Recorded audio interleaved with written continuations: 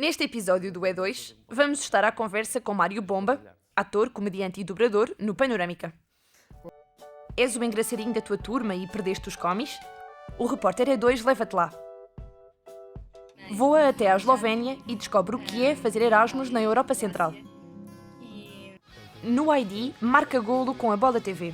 O André Oliveira, ex-esquesiano, fala-te do jornalismo desportivo.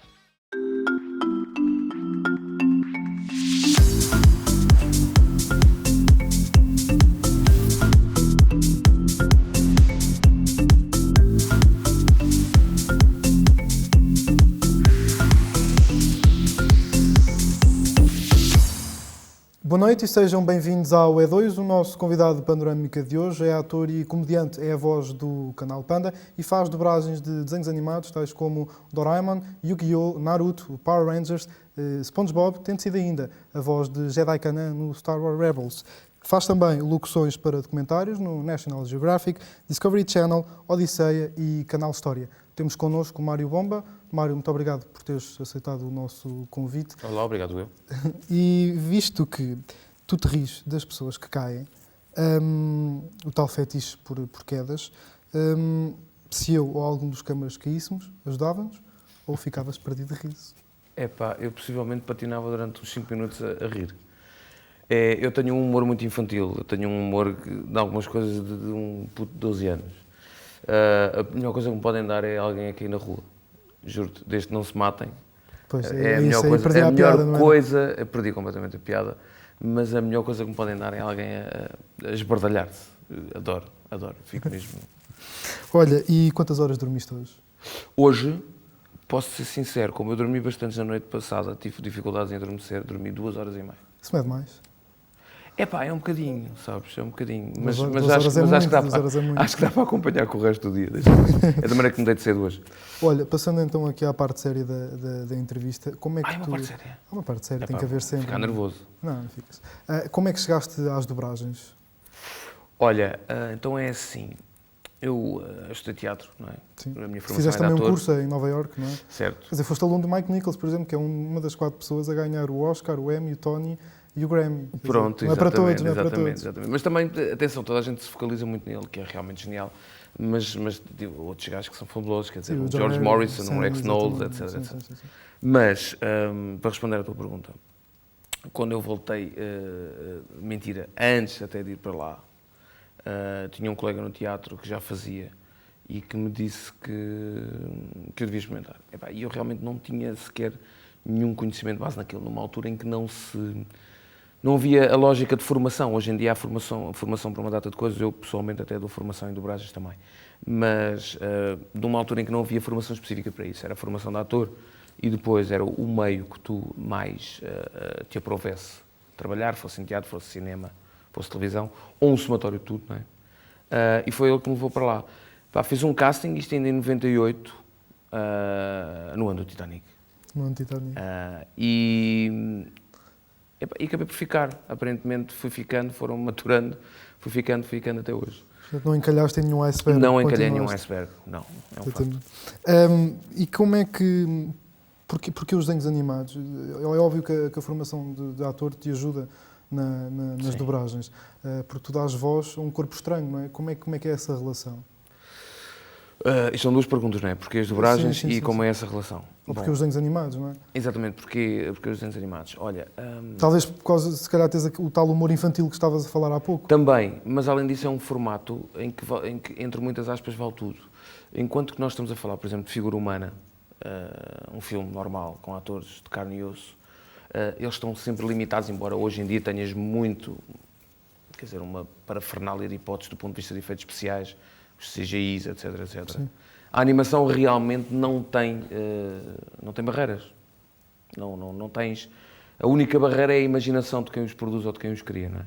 Eu acho isso muito estimulante. Isso é o porquê. Depois, a tua outra pergunta foi... Porquê que, na questão do desafio de dar voz a um corpo estranho, não é? Quer dizer, se o maior desafio, sim, esse desafio, e se esse maior desafio é dar, portanto, passar a emoção? Tu, na prática, o maior desafio até é tu saberes até onde é que podes ir sem, como é que eu ia dizer isto, sem estares a entrar em ruptura com o que aquilo já é originalmente, porque é a única forma dramatúrgica que tu podes encontrar em que não tens a liberdade total, e isso até é agradável, não tens a liberdade total de exposição. Porquê? Ele já vem de origem com uma história. Tu só estás a adaptar aquilo na tua língua, na tua cultura. Ou seja, estás um bocadinho preso à dramaturgia que já vem do original. Não é como tu gravares agora um filme ou como tu fazes uma peça de teatro em que tu podes lhe acrescentar algo que tu queiras e que achas que seja pertinente. Ali estás um bocadinho preso à emoção que já vem de lá. Ou seja, tens que recriar essa adaptando à nossa cultura. Basicamente é isso que tu tens. Mas isso também é um processo de criação quando se adapta à nossa cultura. Exatamente. Não é? Aí tens Só que a é um processo liberdade de criação que te disciplina. Ou seja, porque sabes que tu tens umas baias que podes ir daqui até aqui porque é aquilo que aquele boneco comporta. E dentro disto podes escolher o que tens que fazer. Agora, o que acontece é que, como é tudo muito mais reduzido, todas as nuances, todas as transformações que tu queres fazer são muito mais subtis. É muito mais sintonia fina, são coisas muito mais pequenas. É um zoom in, se quiseres, de hipóteses. O E2 continua, nós voltamos já a seguir, fica connosco. O Repórter E2 desta semana veio assistir a um dos eventos mais especiais da ESCS, os Comi Awards. Neste momento estamos a assistir aos ensaios gerais que nos deixam ainda mais curiosos. Fiquem connosco.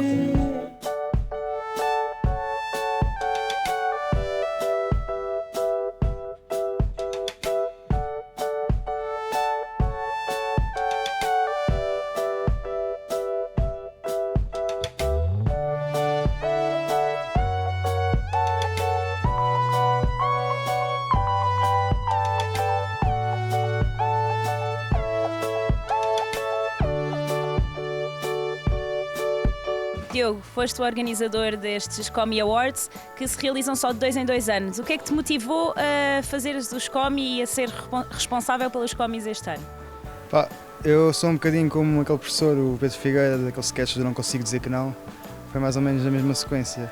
Convidaram-me para um projeto, se enganaram-me bem, porque eu nunca tinha visto uns Comis, ainda por cima os últimos acho que não tiveram a progressão, o tamanho, a projeção normal. E quando percebi o que é que me estava a meter, quando vi um DVD dos antigos, já estava lá dentro, já não tinha hipótese de me safar. João, estás no primeiro ano e participaste já neste evento grandioso. Vais ser um dos impulsionadores para que se continue a fazer os Comi Awards? Claramente que vou impulsionar isto. Não sei bem quem fará, mas eu apoiarei de certeza e quero que os Comi Awards se refaçam novamente com a mesma qualidade e a mesma aderência que tiveram este ano. Quantas horas é que vocês demoraram a preparar tudo isto, a editar vídeos? Quanto tempo é que perderam? Que não perderam, porque valeu tudo a pena, mas quanto tempo é que gastaram? Nós gastámos mesmo muito tempo, à roda de quase mais 2 meses. Gravámos tudo quase nas férias do Carnaval, se não me engano, porque era quando a ESC estava mais vazia, aproveitámos para fazer todos os planos da melhor forma que podíamos. Pedro, o que é que achaste dos Comi Awards? Superou as expectativas ou nem por isso? Sinceramente, acho que correu bastante bem. Acho que foi a primeira vez que vi uma edição dos Comi Awards e fiquei bastante surpreendido pela ligação que o evento tem, tanto para os alunos como também para os professores, e interligar um pouco as disciplinas ou as cadeiras e a própria comunidade esqueciana. Ficaste surpreendido por terem conseguido encher a sala, por terem conseguido vender todos os bilhetes? Fiquei surpreendido por terem sido todos vendidos tão rápido.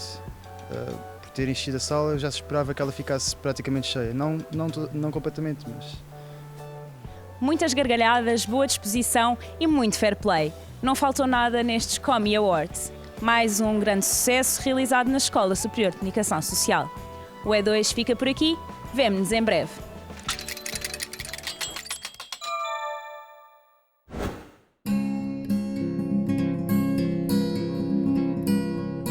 Olá E2, o meu nome é Carolina Meira, tenho 20 anos, estudo na Escola Superior de Comunicação Social, em Benfica, e estou agora a fazer Erasmus na Eslovénia, em Ljubljana. Porquê que eu escolhi vir para a Eslovénia? A primeira coisa que me disseram sobre a Eslovénia foi o tamanho deste país. é literalmente o país do tamanho do Alentejo, é muito pequeno, que não é uma coisa má necessariamente, porque se forem ver no mapa é muito central na Europa e podem viajar imenso. Eu, por exemplo, estou aqui há 2 semanas e já estive em Itália e na Croácia e pretendemos ir a muito mais sítios, eu e os meus amigos todos daqui já. Gostava de falar do que é caro e o que é barato aqui, porque toda a gente diz: vais para a Eslovénia, isso é baratíssimo. É baratíssimo em algumas coisas. O supermercado não é assim tão barato. O que é barato? É barato ser estudante aqui. Nós, enquanto estudantes, temos imensos descontos. Temos os cupons, que são feitos a partir do número de telemóvel. Vão ter de ter um número de telemóvel cá, se quiserem vir. Mas vale mesmo a pena, não só para falarem uns com os outros quando há internet, mas por causa disto dos cupons dá imenso jeito. Há refeições, as refeições ficam muito, muito baratas. Basta ativarem isso no teu telemóvel, depois o telemóvel numa máquina, aquilo aceita e já está, e tens uma refeição. Outra coisa muito barata aqui, também por ser estudante, é o passo de autocarro. São 20 € por mês e podes andar por Ljubljana inteira, apanhar todos os autocarros de Ljubljana, às vezes que quiseres. Só 20 €, acho baratíssimo.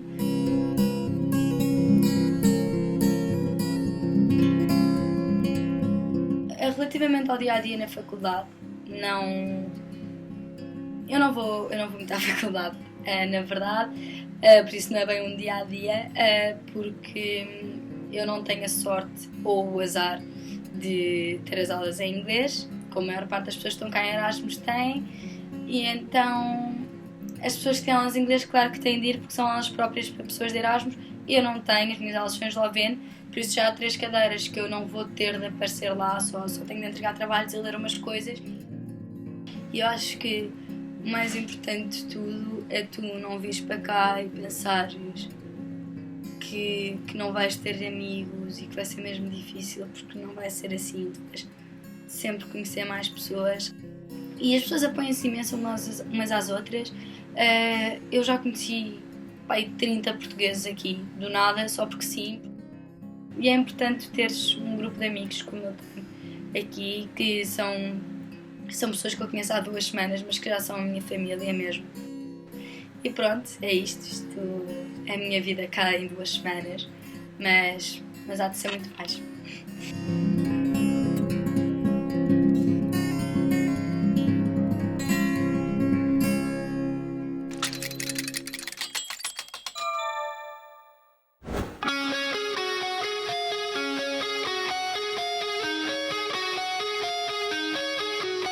Paquete? Eu sou, bora. André, como é que foi o teu percurso na ESCS? Ora, o meu percurso na ESCS começou como toda a gente, entrar e dar de caras com a praxe, coisa que eu gostei muito. Fui dirigente da praxe também na ESCS e deixa-me recuar a esses meus tempos de 2008 para dizer que acho que a nossa maneira de integrar os alunos, não só com a praxe, mas também da parte da direção, da parte dos próprios núcleos, o NAV, a ESCS FM, a TUNA, todos esses núcleos ajudam muito aos miudinhos de 18, 17 anos que entram na ESCS. E lembro-me como se fosse hoje, e acho que se viver mais 100 anos, para além dos 25 que já tenho, acho que me vou lembrar sempre daquelas 2 semanas e desse ano maravilhoso de 2008, 2009, porque de facto é um marco na tua vida entrares na faculdade, e entrares na faculdade a gostar da faculdade onde andas, ou da escola onde andas, no nosso caso, acho que é de recordar para sempre. E tu fizeste parte da Associação de Estudantes também? Sim, fiz parte de uma associação de estudantes, era vogal dos núcleos, precisamente, fazia a ponte entre a Associação de Estudantes e os núcleos da ESCS.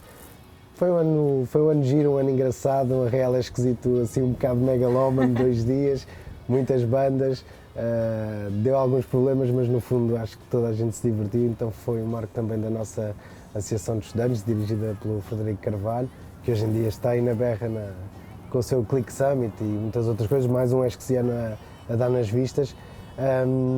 mas é como digo, a Associação de Estudantes, bem como outros núcleos, e deixa-me também puxar um bocadinho a brasa à minha sardinha, à Tuna, que fez parte da minha vida esquesiana, e mesmo depois de sair da ESCS, saí da Tuna há cerca de 1 ano e meio, 2 anos, e são coisas que te preparam para o que vem lá fora. Isto parece um bocadinho um clichê, mas acaba por não ser, porque tu tens que liderar, tens que saber fazer contas ao dinheiro que tens, que não é muito, a maior parte das vezes, tanto na EE como na Tuna e como nos outros núcleos também. E para além desses núcleos, estiveste noutros também? Sim, estive no E2, precisamente. Fazia uma rubrica que era o Porta Aberta, que foi criada, se não me engano, pela Inês Carreira, também uma ex-aluna da ESCS, uma rubrica que falava muito, ou melhor, tratava sobre projetos de solidariedade social, mas quanto à questão dos núcleos, eu dizia isto no tempo em que estudava e gostaria de reforçar hoje que é, há muita gente que vai à escola só para estudar, e eu acho que isso não é fazer faculdade, não é fazer vida académica.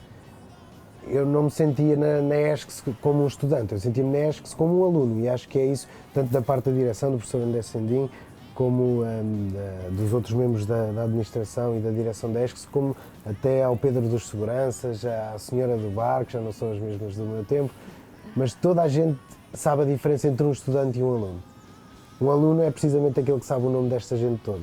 Um estudante vai lá, sabe o nome dos professores, sabe que tem que entregar um trabalho no dia 13 ou no dia 14, e os estudantes normalmente dão-se pior do que se dão os alunos no mercado de trabalho. Portanto, tu foste estudante, foste aluno e ainda entraste no Record enquanto estavas na ESCS? Sim, foi mesmo na ponta final, na fase dos exames, já em maio, junho. Surgiu a oportunidade de ser jornalista estagiário no online do Record, aproveitei, queimei as minhas férias, as minhas últimas férias grandes por causa disso, mas não é algo que me arrependa de todo, porque me permitiu entrar no mundo do jornalismo, no caso o jornalismo desportivo, e abriu umas portas para o projeto em que estou integrado até hoje. E como é que foi a transição para a Bola TV? Bom, a Bola TV era um sonho da administração da Bola, um jornal que já nasceu em 1943, se não me falha a memória, portanto um jornal de referência não só do panorama desportivo, mas do panorama da imprensa nacional. E por isso a administração da Bola queria, de facto, enverdar para um projeto de televisão. A princípio era uma coisa um bocadinho mais arcaica, mais na internet, e antes mesmo disso eles recrutaram uma equipa de jornalistas, da qual eu fui um dos primeiros, e ajudámos todos a fundar o projeto que hoje está no canal 12 do Mel, que se Deus quiser abrirá às outras plataformas e que tem surpreendido toda a gente, até nós próprios, com as audiências que tem tido. Sabemos que vivemos num país de futebol, num mundo que adora o desporto rei, mas não pensámos que... Melhor, sabíamos das nossas capacidades, mas sabíamos também das nossas limitações, e entrar no mundo da televisão não é fácil. Não é fácil colocar um projeto entre as SICs, as TVIs e os grandes nomes da televisão nacional, mas conseguimos, graças a Deus, e já lá vão 3 anos de Canal 12 do Mel e estamos muito orgulhosos. E tu não és só repórter?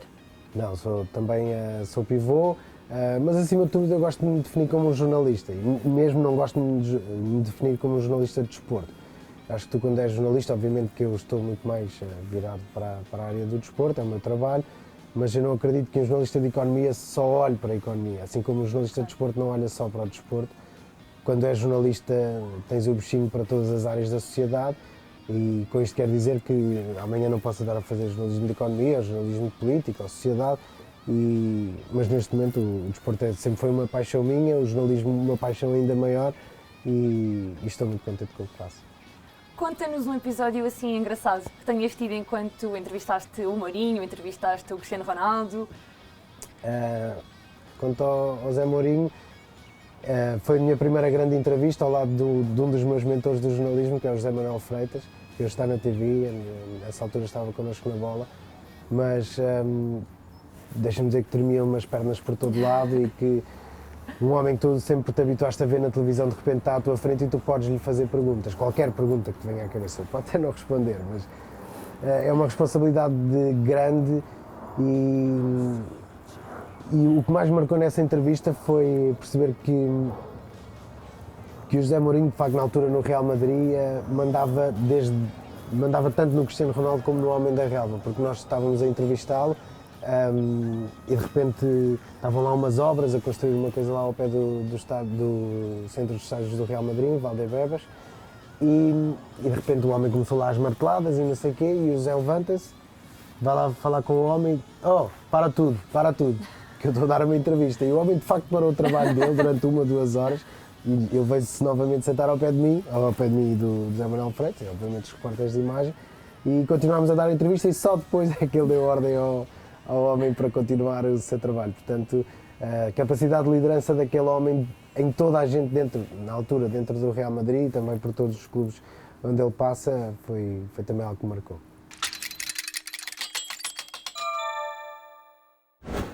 Estamos de volta ao Panorâmica com o ator e comediante Mário Bomba. Mário, apesar de prever a resposta a esta questão, pergunto se podem fazer piadas sobre tudo ou há limites no humor. Claro que sim. Pronto, porque tem que ter piada. É assim, a cena da pessoa a cair na rua tem que ter piada. Onde eu quero chegar é à questão, por exemplo, do humor negro, das pessoas estarem, não sei se cada vez mais puristas e Jesus Charlie, mas depois afinal... Sim, pronto. A redes questão sociais... Isso leva-nos a uma conversa, se calhar que não temos tanto tempo agora. Mas a história do Jesus Charlie é uma coisa que tem pés de barro, não é? Eu sou sempre Charlie quando não me toca a mim. Quer dizer, os muçulmanos arrebentaram com um jornal satírico e tal, caramba, já não se pode escrever, não se pode fazer nada, liberdade de expressão. Se tu fores católico, isso é fácil dizer, não és muçulmano, és católico. E depois se gozarem com Nossa Senhora ou com Jesus Cristo e não sei o quê, se calhar tu não gostas. Para mim, acho que o limite deverá ser a coerência de toda a gente e tem que ter piada. É a única questão que eu apresento. E depois há aquela coisa que eu acho uma graça enorme, que me dizem que é não se brinca com coisas sérias. Eu acho que isto é uma falácia, é um disparate. Eu acho que só se deve brincar com coisas sérias. O que já é a brincar, não faz sentido brincar outra vez. Eu acho que as coisas sérias é que acho que são aquelas com que se pode brincar. Porque, e para terminar esta resposta, o que eu acho é que não faz sentido brincar com o que já é sério, pela simples razão de que não tem ponta para onde se pegue. O que já é brincar, já é brincar. E o que é sério, as pessoas confundem como sendo uma apologia daquilo. Ou seja, se eu brinco com um atentado, se eu brinco com um ex-ministro da Cultura por meter chapadas a uma pessoa, etc, etc. Se eu brinco com isto, as pessoas até podem achar que eu estou a ser apologético disso. Ou seja, que eu concordo com isso. Não é verdade. Exercer humor ou comédia sobre alguma coisa não significa que se concorde com ela. Pelo contrário, até pode ser uma arma social para mostrar a sua discordância sem ser violento. Quer dizer, o Gandhi agia com o pacifismo, as Forças Armadas agem com armas, nós agimos. Os escritores agem com uma caneta, nós agimos com humor. Quer dizer, não vejo qual é a dificuldade de compreensão nisso para muita gente. Mas, por exemplo, fazer piadas, isso acho que toca em muita gente, infelizmente, porque fazer piadas com a saúde, nomeadamente agora tivemos há pouco tempo o caso da atriz, não é? E do sinal de cortes por causa do cancro. Quer dizer... O Rui, que acho que vocês já receberam neste programa, não me recordo. O Rui, que vocês acho que já receberam neste programa, tem uma... recebemos sim, numa entrevista com a Diana Duarte. Exatamente. Tem uma situação que eu acho que é paradigmática disso, que ele, no mesmo assunto, ele apresentou isto num espetáculo, e eu acho que isso é a resposta. No mesmo assunto, ele recebe 2 e-mails, um a reclamar e o outro a dar os parabéns. Eu dou-te o exemplo. O e-mail a reclamar foi: não há direito, você havia de ter um filho com esse problema e tal, que já não gozava com isso. E teve a mãe dele com esse problema, não é? Pronto. E outro, um jovem, um fã dele, que mandou o e-mail a agradecer pelo trabalho dele e a dizer: a minha mãe teve esse problema e isso foi desdramatizado através do teu sentido de humor. Ou seja, é preciso não confundir, tem que ter piada, ou seja, tem que me fazer rir, não é chocar por chocar. Muito obrigado, Mário, então, uma vez mais por teres aceitado o nosso convite, e foi um prazer ter-te aqui connosco. Obrigado, o prazer foi tudo meu. E termina assim mais um Panorâmica e quanto a ti, podes continuar a acompanhar os nossos conteúdos no Facebook ou rever o programa no nosso canal do YouTube. O E2 fica por aqui, mas volta na próxima terça-feira. Até lá, tenha uma ótima semana.